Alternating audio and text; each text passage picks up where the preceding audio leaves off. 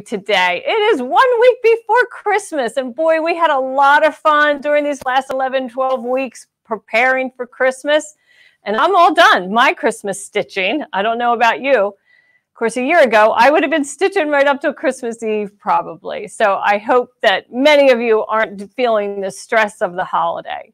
And what I'm going to talk about today is quilting with your embroidery machine, one of my favorite topics for sure, but also how to get more out of those quilting designs.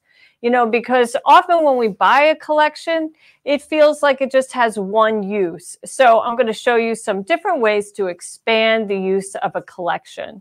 So if you're watching, could you give me a thumbs up or something? Let me know that you can hear me. You know, in the past, we've had some difficulties with sound and so forth. So I just want to make sure that you can hear me before we carry on any further, because we'll be switching over to camera 2 to get a really good look at these quilting designs and what you can do with it. So, you know, I've been working with my embroidery machine for over 20 years, and actually, even 20 years ago, I was quilting with my embroidery machine. Now, that process has changed dramatically in 20 years. Today, our hoops are so much larger. We also have magnetic hoops, which make quilting a lot easier. But the actual same principle of hooping, quilt top, batting, and backing is all the same, right? So I think that when we select a collection of embroidery designs, we want to make sure that when we spend that money, that we get more out of it than we ever thought we would. Hi, Dolores. Greetings. Thank you for chiming in and watching us today in Boerne, Texas. I'll bet you're having a beautiful day down there. I know we are here in Dallas. We're going to have like a high of 58. We'd love that. Sunshiny. And hi, Maureen and Pam from Canada. I can't imagine it's 58 in Canada today. But anyway, we're glad that you're here and everybody can hear. That's good. And Pamela, you are so interested. Yeah, I know. Quilting with your embroidery machine. Who knew it would get easier and easier every year, right? Oh my goodness. I love it. I really do love it. And, you know, recently I made a quilt for my sister-in-law, and I was able to finish the quilting in 1 day. And it's what they call a lap size quilt, which is 74 by 74. That's a pretty big quilt to do on your embroidery machine. Gosh, it was so much fun. Hi, Anne McCarthy. Nice of you to join us. We appreciate that. And Retha, where are you from? From snow-covered Wyoming. Yeah, I'll bet it is cold up there, but pretty. Wyoming is one beautiful state. Okay, so when we buy a collection of embroidery, or when we are quilting with our embroidery machine, often we're able to find a really pretty decorative design for the center of the block, right? You know, well, maybe it's a feather pattern or some kind of floral thing, but it's the negative space that kind of sends us in a tither, right? How do we fill that negative space and make it interesting? Hi, Joyce in Port Charlotte. Thanks for joining us. Some collections, like this is 2 blocks from my flower box quilt. Now this comes with the applique design and all of the negative space designs already included. So well, I'm not really referring to large involved projects like this. I'm really referring to embroidery collections that are just quilting designs. So let's head over to camera 2 so you can get a closer look of what I'm talking about, okay? So over here, you'll see that I have this placemat all stitched out, and I've used black, white, and some red fabric, and also some print. So I had these templates in position so you could see just how important the color of the thread is. Here, the artist selected black fabric with white thread, and that really pops. Goodness, you can see every little pebble. You can see these little flourishes that are open. And on the red, she chose black, so you can really see it. She has stitched the corner, the half square triangles, in white thread. And you can barely see that, I'm sure, on your camera, but it's there. So it's adding texture to this placemat. Now, what if you go to a variegated thread like this? How about that? Isn't that fun? Now, this is kind of an organic design that is included in this collection. This is the Pebble Passion collection. and it has an awful lot of different embroidery designs included, which I'm going to show you here. It has sashing designs. They all come in 3 different sizes for different size hoops, and they're quite fun, right? And here we have a cross. So there are some actual elements, but notice they're all different shapes. So here we have a diamond, and these are all squares. Our sashing and borders are actually squares or rectangles. And all of these can be used to connect, to expand, but also we can do what I call magical applique, which is using 2 different tools. One would be a simple software program, and the other would be using some fiber markers. So let's go ahead and take a closer look at the fiber markers. So when you are going to select fiber markers, you want to make sure that you use the ones that are permanent and that have been designed specifically for fabric. And when you do that, open up every marker and test it on a piece of fabric that is the same fabric as your quilt top. And keep this as a swatch panel. This will be a good guide for you to know what colors are included in your fiber pack. And you'll also know that these are the base colors. Now you can make them darker by rubbing harder, or lighter by adding some water to the actual design. So have any of you ever used fiber markers on your quilt tops? Hi, Judy Warren. Aloha. Nice to have you with us. I've been wondering where you've been over there in Hawaii. Of course, if I were you, I'd probably be snorkeling every day. So I'll give you a pass when you miss our Facebook Live, that's for sure. So I've had a lot of fun playing with these markers. Here's a sample here that I'll show you.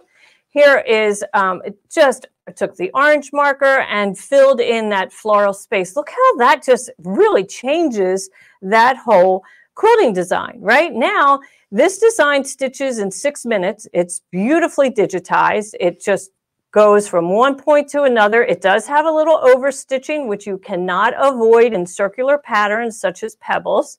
So don't be, don't think that there's something wrong with the digitizing. That's just how it is. You do not want it to tie off at every circle. That would be a nightmare. So you most certainly are going to expect some overstitching. That's fine. So in order to get this look, here I have a chevron pattern. This is part of the embroidery design. Here you can see it plain. So I'm going to take my marker, and I can even use a ruler to run my marker right against that edge, so that if I'm worried about either marking over the outline, I can use that ruler as a guide and just fill that in. Now notice I'm holding my pen straight up and down, and I am pushing fairly hard. I'm really applying some pressure. And now that that's filled in, I'm going to take a paper towel and press and heat set that fiber, so that marker. So now it won't bleed beyond. And I can continue all along that chevron pattern. Now, if you're worried it's going to bleed, if you get really close to the edge and you think it's going to bleed, well, just stop right then and apply that heat. And that heat will set that color, and it won't allow it to bleed anymore. So once that's done, that block is done. Now, this is a fun project that you can do, after it's out of the hoop. That's what I love about it. I think it's really easy to use. So let me get my cap back on here, and then we'll move on to something that is a little bit more watercolory. So I'm going to show you, here's my practice piece. Let's take a look at that. I had a lot of fun playing with this. I tried some different techniques. Here I used two different colors, a yellow and a kind of rose color. And this was just blue. And here we did some stripe work, but we learned an awful lot while we were playing with this. And if you have a whole quilt or tablecloth that you want to experiment with, stitch one extra block so that you can really experiment before you experiment on your finished thing. So here's what I've learned. The fabric can bleed when we apply water to it. So one thing that I learned to do was take a white crayon, if you're on white fabric, And I do like white fabric for almost all of this technique because I think it really lets that watercolor look take hold. And then I'm going to take a little bit of a brush and with some water, and I'm just going to very gently apply some water to that area. Not a lot. I don't really want to soak it, just a little bit. And I'm not going to get worried about getting the water close to the edge, right? I don't want to put my the bristles of my paintbrush right to the edge. And then I'm going to take my marker, and now I'm going to slide on the side, just stroke on the side, really soft.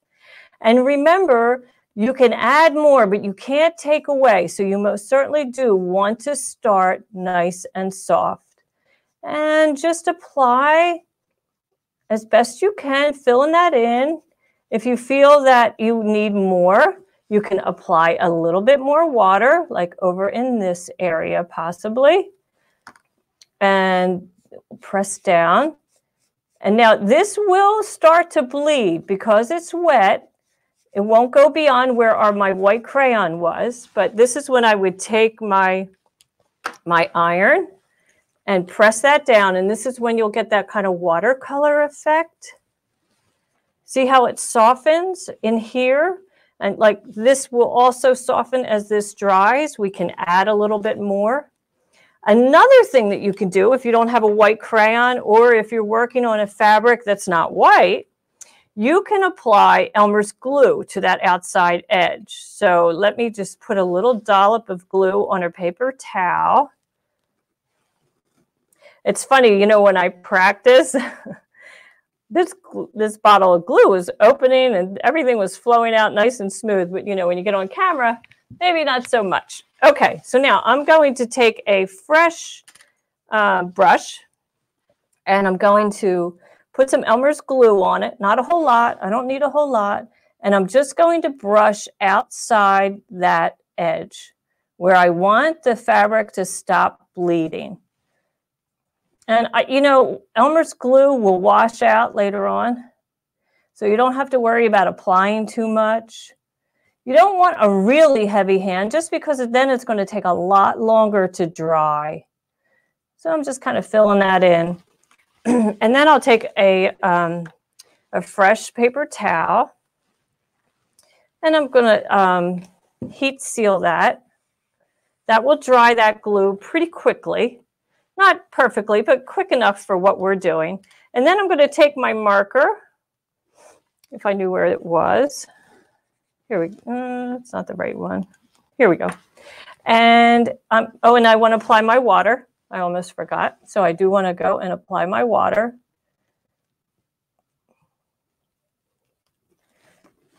And then on the side, again, I'm going to be on the side. Now, if you want to have it soft on the interior, then stroke on the outside of the petal, right? Of each element of the petal, and then you'll get kind of like a highlighted effect. I'm really not an artist, so I'm sure there's better terminology for this, but hey, for fast quilt blocks and what these make great coasters or placemats, I mean, these are really nice hostess gifts that you can do very quickly. I did something like this for one of my sisters in her beautiful home in Florida many years ago. And she still has them on her table. I love that every time I go there. So that's kind of softening up pretty nice. And then I would add another color in the flower center. So we could go ahead and maybe do a little orange and just ever so softly. I didn't even apply water to this. I'm just going to do that freehand. But isn't that fun? I mean, look how fast that is. I love that technique. I think that's really fun. Okay, there's my friend Reen over Embroidery Garden. Thanks for joining us, Reen. It's always great to have you here. But remember, you know, make sure you do a sample block that you can experiment with. Get your technique down and make some notes. You know, like I actually wrote right on there what my technique was on each petal, so I knew where to go. So now notice when you do it all in white, you're not going to see that. So that would really give you a watercolor effect also. So give that a try.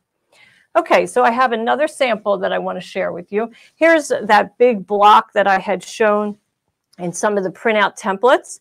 Here we have all 4 stitched together, and then I just colored in that big X. Now imagine over a large expanse of fabric repeated several blocks. That would really be fun. Big, bold, and it happens very quickly without a lot of work.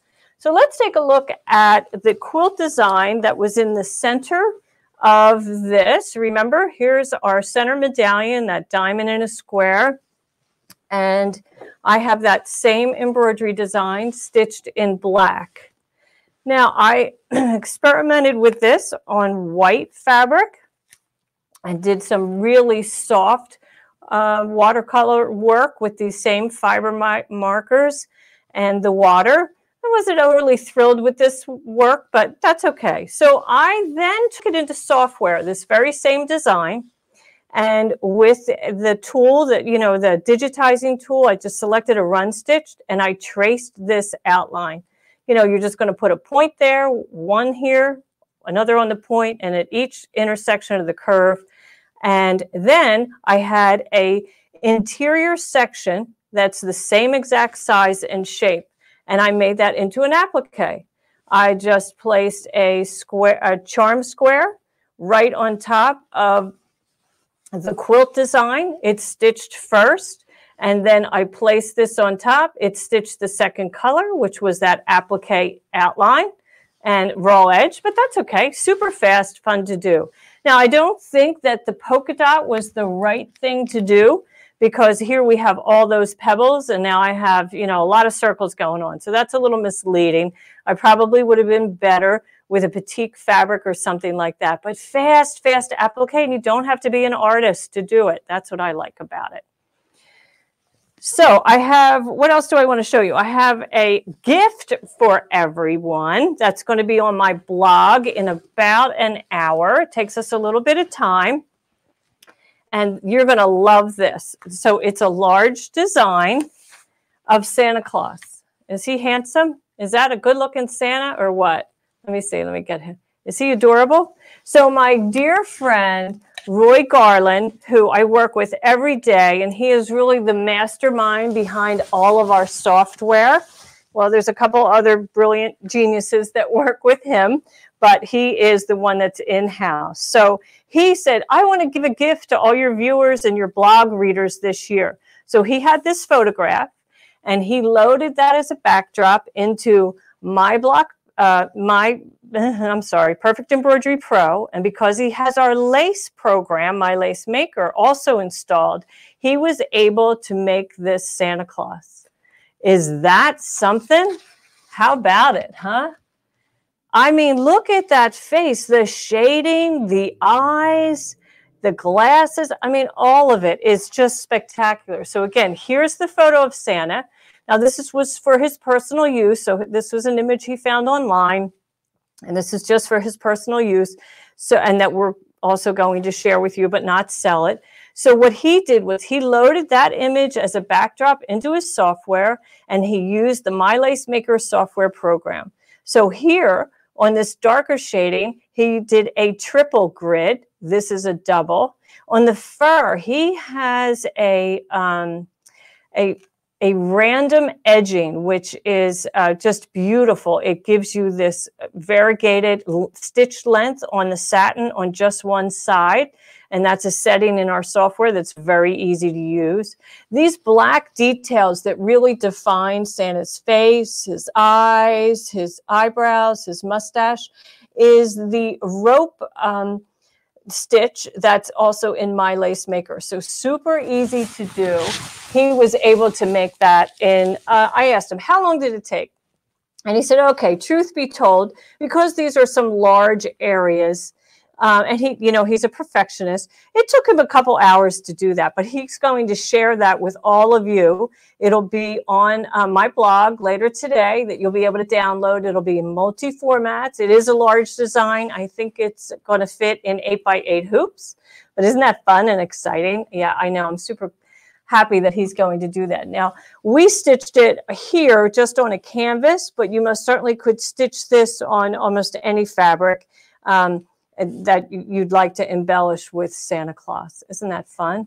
Okay, so what kind of questions? Love that classic Santa design, KJ. Yeah, it is beautiful, isn't it? I know we've had so much fun with my Lace Maker software. I can't tell you, you know, this creativity that we have seen here. It's just amazing. So let's maybe head back over to camera number 1 and we'll see what kind of comments we have. And then we'll talk about what we're going to do in the new year. Hello, Isabella. Nice to see you here from France. Yes, so Isabella, you can share that with all of your friends in France also. Won't that be great? Yeah, you know, Roy, all of our team here at Dime is always working on new projects and new ideas. And, you know, so we love to share that with all of you for sure. And Jackie, thanks for your comment on loving my Lace Maker software. It is super easy to use, isn't it? I've done some great garments in it that I'll have to start wearing, I think, in 2020. So how about we are going to have the new year just around the corner, 2020. Who thought we would live to this? Someone recently said they want Barbara Walters to drop the ball in Times Square just to hear her say 2020, right? But anyway, I wish all of you a very Merry Christmas. We're going to take next week off. We won't be here on the 26th. We've decided that everybody could use a day off and be at home with their family to celebrate the Christmas season. Well, we will be back on January 2nd. And on January 2nd, at the same time, 1 o'clock Central Time, we have an exciting new project. And that is also a free design that will be on my blog. And we're going to do kind of a sew along. I'm going to teach you how to make this small counter display, like it's small wall hanging. It's kind of top secret, but it'll be a year-long program. And at the beginning of every month, we're going to release this new design and hope that you will stitch along with us so that by the end of the year, you have all 12 months. So we're very excited about that. So, and any questions before we sign off? I know that, Isabel, you use the fiber markers, the tips. Yeah, they are good tips. They're great to use. And don't forget about using the side. You really get 2 different looks. Straight down is going to be a nice, strong stroke of color. And on the side will be a little bit softer. Now here, today, I just showed how you add water first to the fabric. You can also add water after you use the marker and before you heat set it. I find I didn't get as much control. So I liked wetting the fabric first. And Retha, well, happy 20th anniversary to you and your husband in 2020. That's pretty cool. That's, I guess, what they would call a golden anniversary. You know, I know we reserve the term gold for 50 years, but when you turn 20 in 2020, that's considered a golden birthday. So why wouldn't that be a golden anniversary? Kudos to you. Every year of marriage that you celebrate is a gift, right? I would think so, for sure. It isn't my house. So anyway, thank you, everyone, and Merry Christmas, and we'll see you in 2020 on January 2nd.